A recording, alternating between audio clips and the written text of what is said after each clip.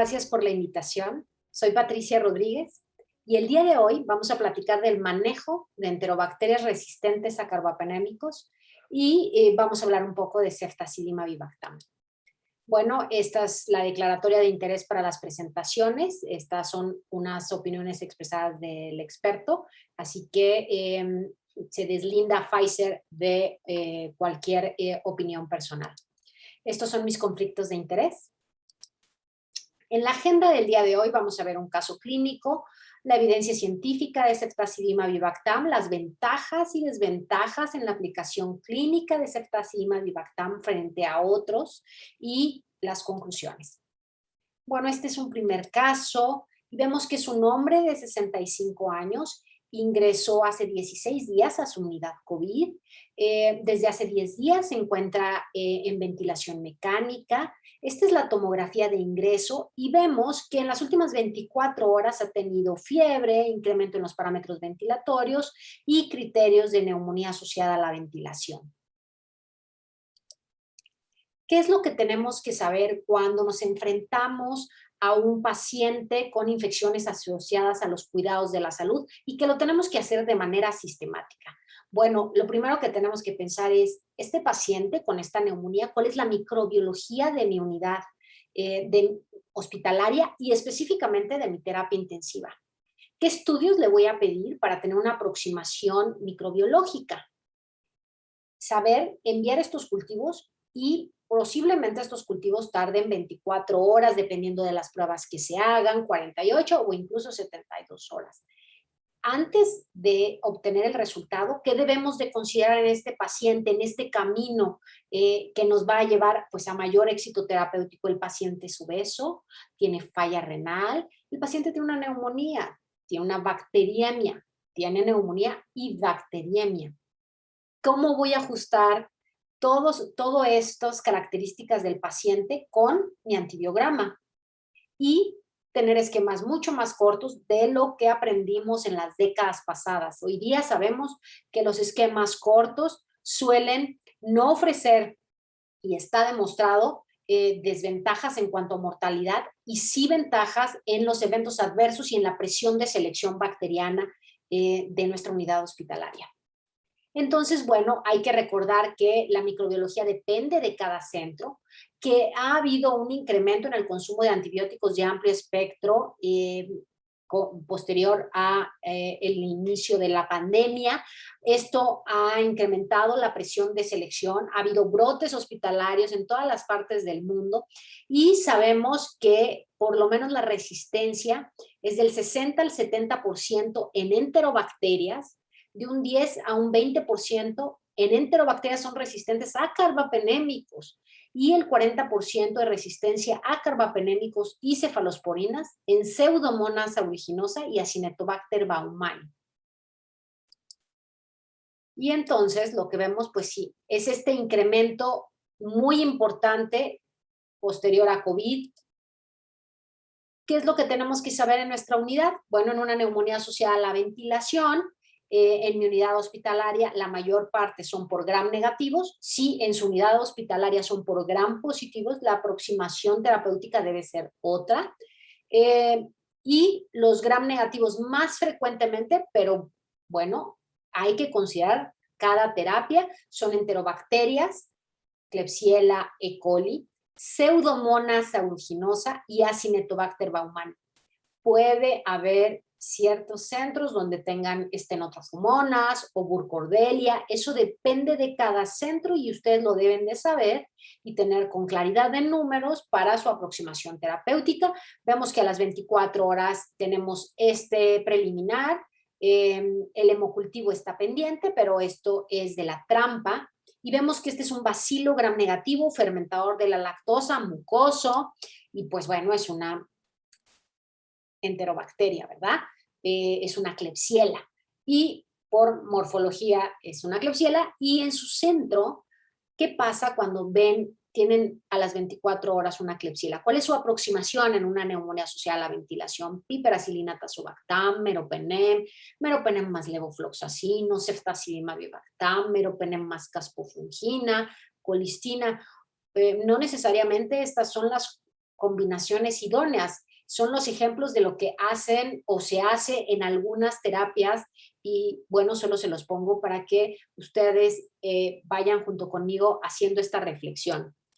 Tenemos el reporte del antibiograma y lo que vemos es que tenemos una Klebsiella resistente a carbapenémicos. ¿Cuáles son las opciones terapéuticas? Bueno, podemos tener Astronam, Ceftazidima Vivactam, colistina o pulimixina, tigeciclina, erabaciclina, plazomicina o cefedericol, que por lo menos en la mayor parte de países de América Latina no lo tenemos. ¿Y qué es lo que sigue? O sea, tenemos esta enterobacteria resistente a carbapenémicos. Bueno, lo primero que tenemos que pensar es si es por una enzima que hidroliza el carbapenémico, es decir, por una carbapenemasa, o si es otro mecanismo de resistencia. ¿Y por qué es importante saberlo? Porque como verán aquí, cuando tenemos una no carbapenemasa, es decir, el mecanismo de resistencia no involucra una enzima que hidroliza el carbapenémico, sino más bien hace que salga el carbapenémico en el caso de flujo o que no puede entrar en el caso de la resistencia por purinas. Una opción terapéutica podría ser ceftolozano tazobactam, si es que es sensible. Podría ser colistina, podría ser tigeciclina, podría ser fosfomicina.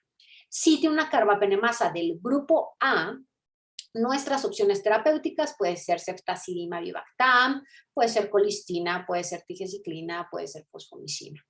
Si es una metal o beta-lactamasa, es una carbapenemasa del grupo B, es Astronam, sus opciones terapéuticas, colistina, tigeciclina, fosfomicina.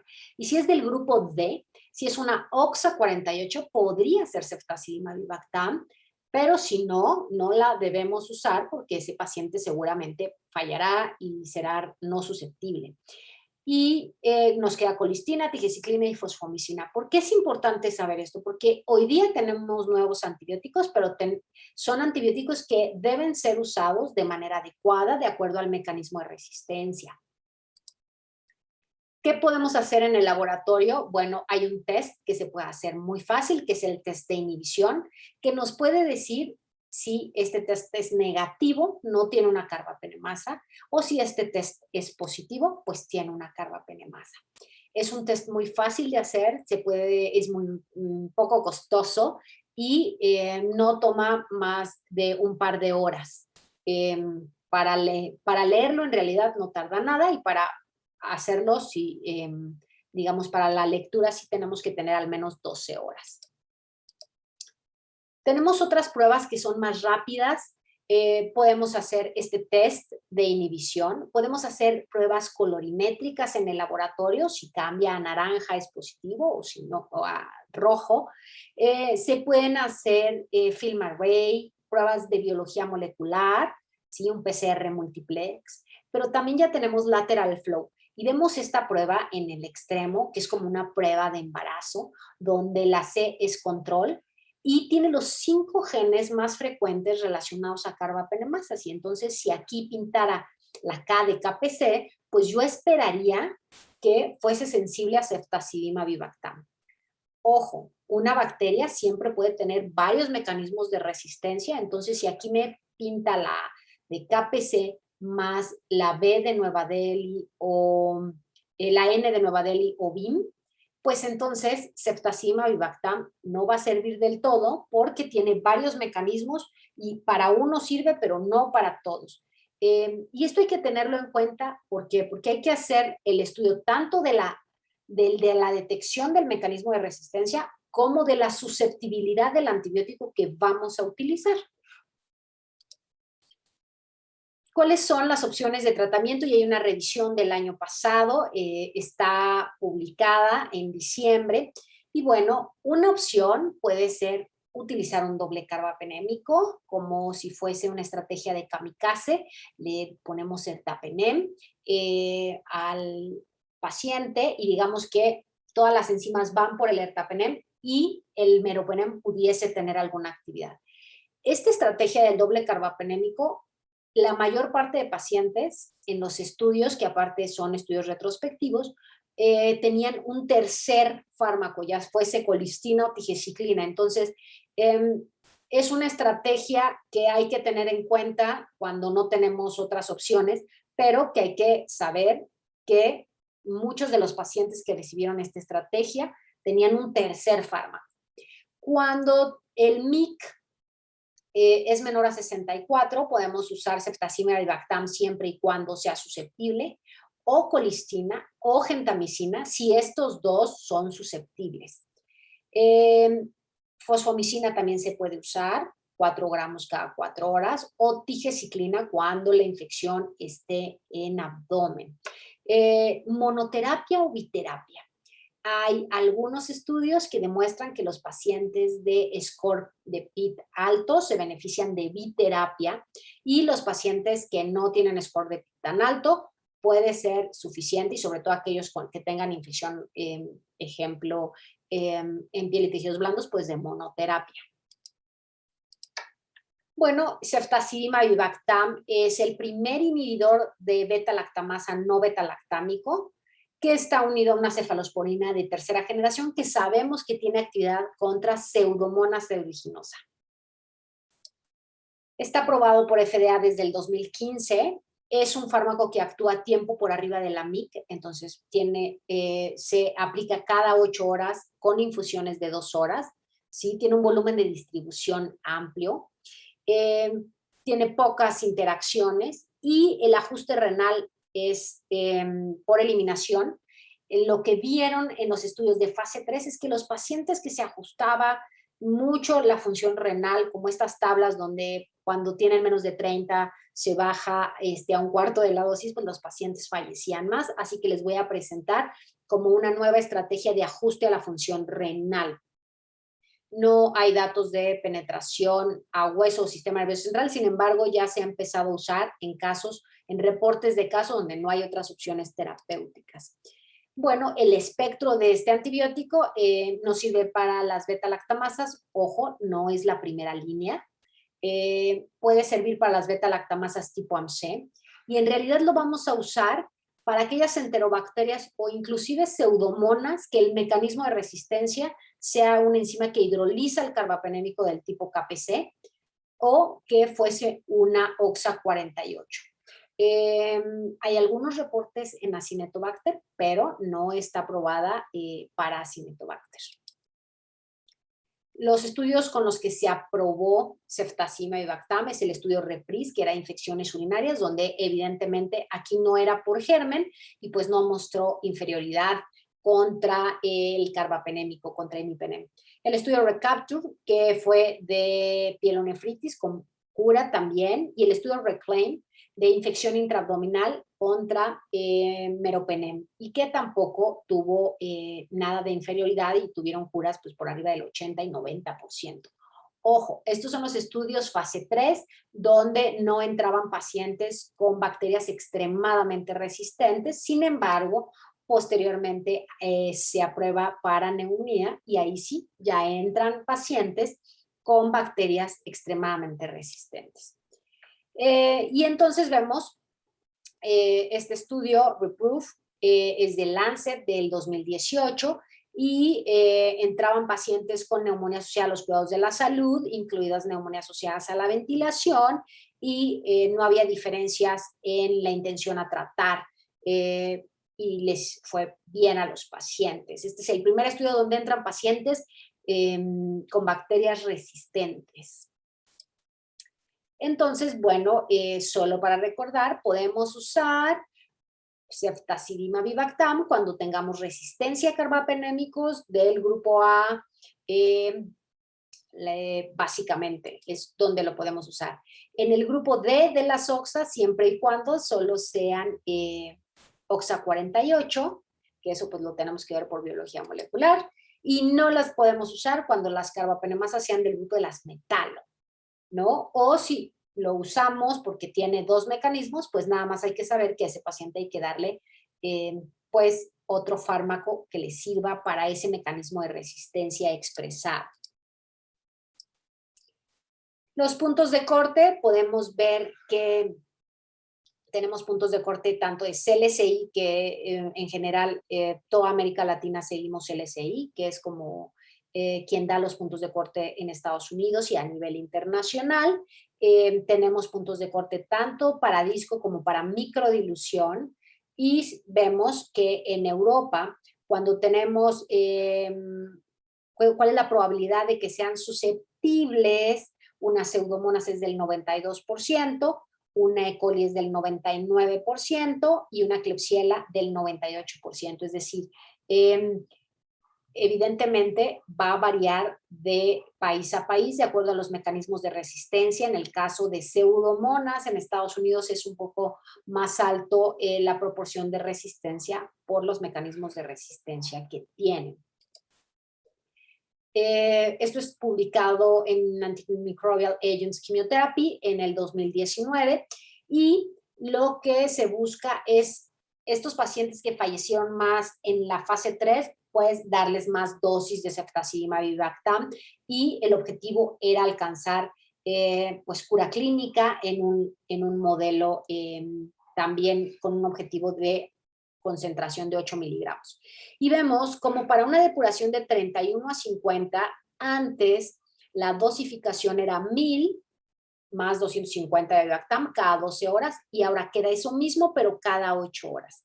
Cuando la depuración de creatinina queda entre 16 y 30, queda, en lugar de 1000 cada 24 horas, quedan 750 cada 12, es decir, 1400.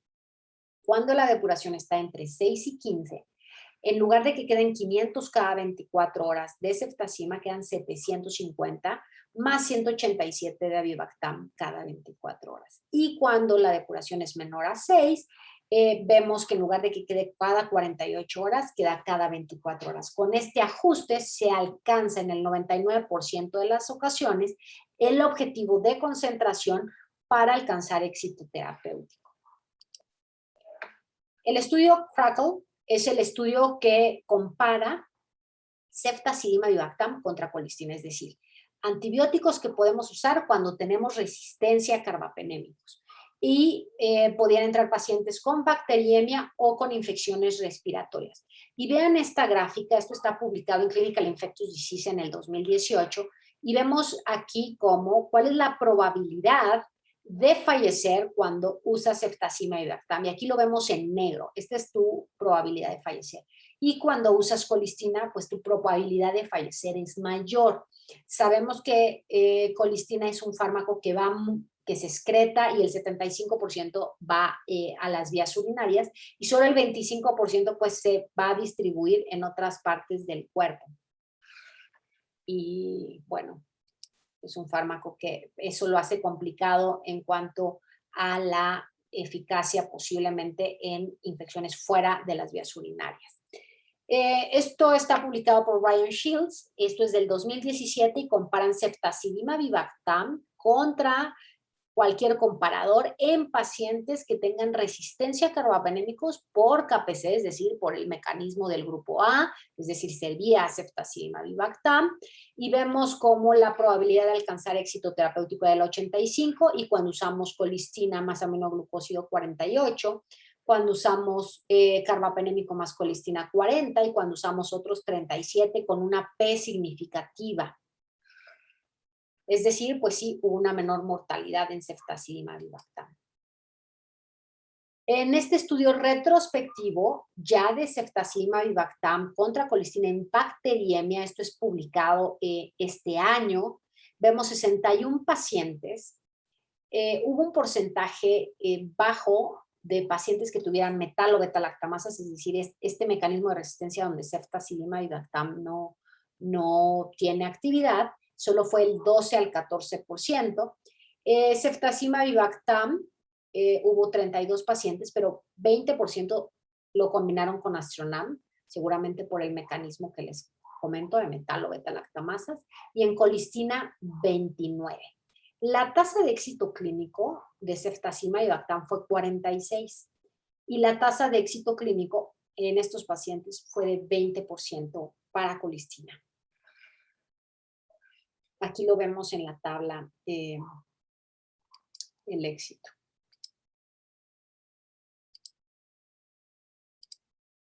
Eficacia y seguridad contra otros tratamientos, y tenemos este estudio, este metaanálisis de 2 estudios publicado este año. Y vemos que la respuesta clínica, evidentemente, cuando hablamos de enterobacterias productoras de beta-lactamasas BLES, pues la mortalidad es menor a 1, ¿sí? Vemos que también en enterobacterias resistentes a carbapenémicos la mortalidad está en 0.29, ¿sí? Y después vemos que en bacteriemia, ahí sí el odds ratio es de 1.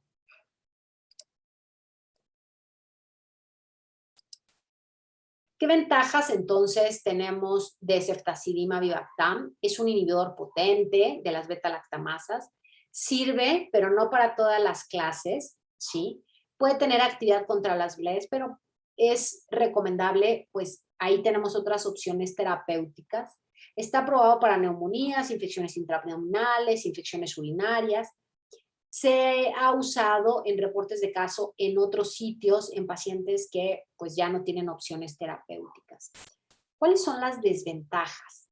Ya hay reportes de resistencia en el mundo. Hay un estudio que reportes de caso también, donde hasta el 20% de los pacientes pueden tener falla tras tratamiento, sobre todo pacientes que tengan KPC3. Pacientes evidentemente que tengan abscesos con mucho inóculo y tenemos como desventaja, bueno, que hay que recordar en abdomen combinarla con metronidazol. Debemos de saber que no hay que ajustarla tanto como en los estudios fase 3 en pacientes con falla renal por la mortalidad. Debemos de saber que no tiene actividad contra las metal o beta-lactamasas y que en caso de que lo utilicemos, pues tenemos que ser muy juiciosos del mecanismo de resistencia y de que lo estamos combinando con un antibiótico que sí tenga actividad. Para concluir, les diré que ceftazidima vivactam tiene un buen perfil de farmacocinética y farmacodinamia. Tenemos que recordar que si lo ajustamos a función renal, si lo hacemos como en la tabla que les expliqué, van a tener los pacientes menor mortalidad. Siempre que lo usemos, siempre que usemos este antibiótico, debemos de corroborar la susceptibilidad, ya sea con disco o con ITEST o con dilución. Hay que estudiar el mecanismo de resistencia. Tal vez algunos de ustedes digan, no, yo no tengo un laboratorio muy sofisticado, pues ya está el lateral flow. No es caro, no es caro, es un estudio que es muy barato y que es muy fácil de ver y que se lee en 15 minutos como prueba de embarazo, una rayita, 2 rayitas. Hay que tener en cuenta que en los ensayos clínicos no siempre se incluyen microorganismos resistentes y a veces esas tasas de éxito que vemos del 90%, pues podemos encontrarnos pacientes con falla tras tratamiento porque no vimos bien el mecanismo de resistencia o porque eran pacientes que se beneficiaban de una combinación. El costo puede ser elevado, pero es disponible. Y pues muchísimas gracias por su atención y espero las preguntas.